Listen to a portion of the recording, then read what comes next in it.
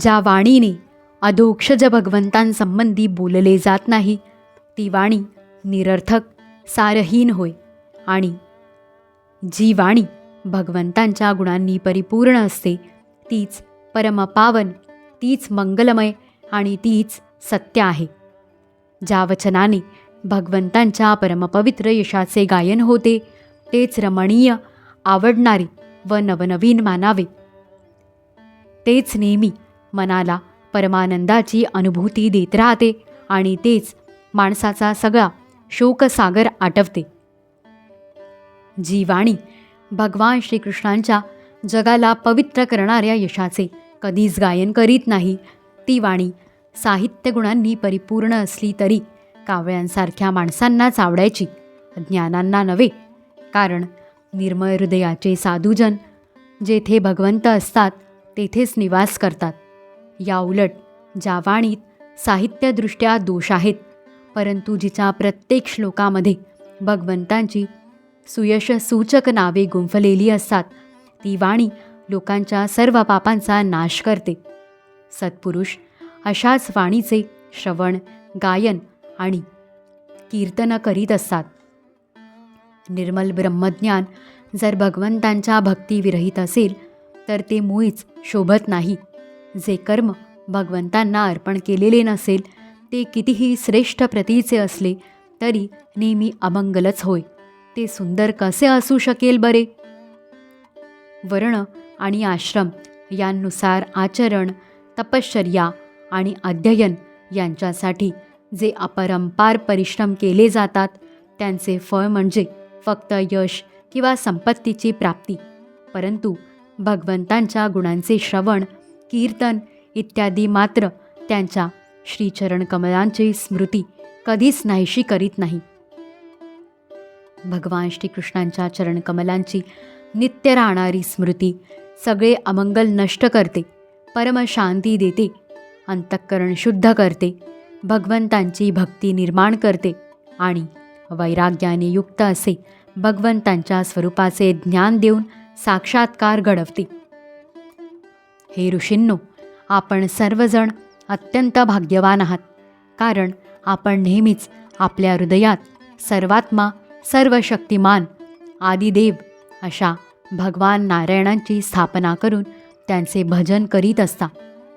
ज्यावेळी राजर्षी परीक्षित अन्न पाण्याचा त्याग करून मोठमोठ्या ऋषींनी भरलेल्या सभेमध्ये श्री शुकदेव महाराजांच्या तोंडून श्रीमद भागवताची कथा ऐकत होता त्यावेळी मीही तेथेच बसून त्या परमऋषींच्या तोंडून हे आत्मतत्वाचे श्रवण केले होते.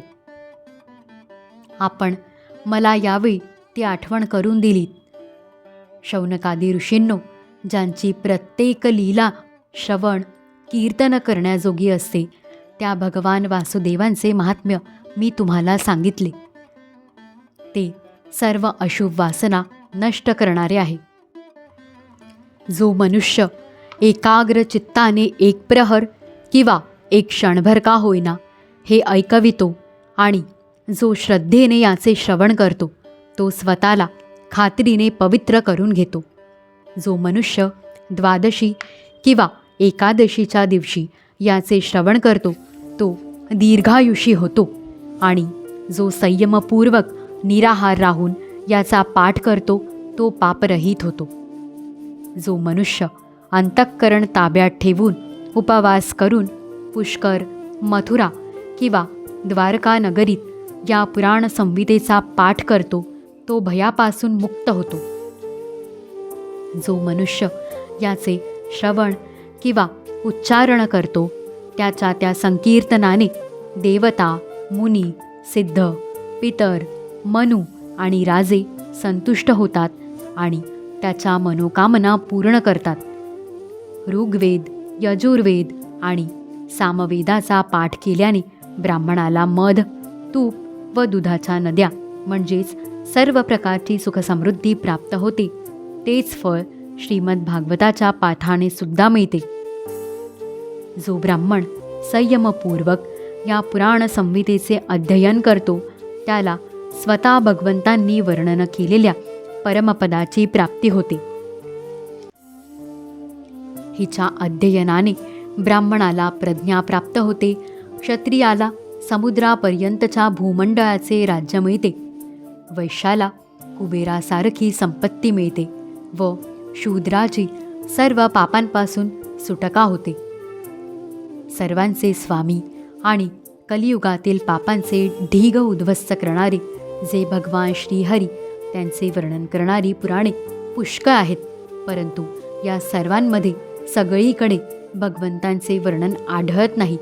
यामध्ये मात्र प्रत्येक कथा प्रसंगामध्ये पदोपदी सर्व स्वरूप भगवंतांचेच वर्णन केलेले आहे, जे जन्म मृत्यू इत्यादी विकारांनी रहित, देश काळ इत्यादी मर्यादांपासून मुक्त, तसेच स्वतः आत्मतत्वसुद्धा आहेत.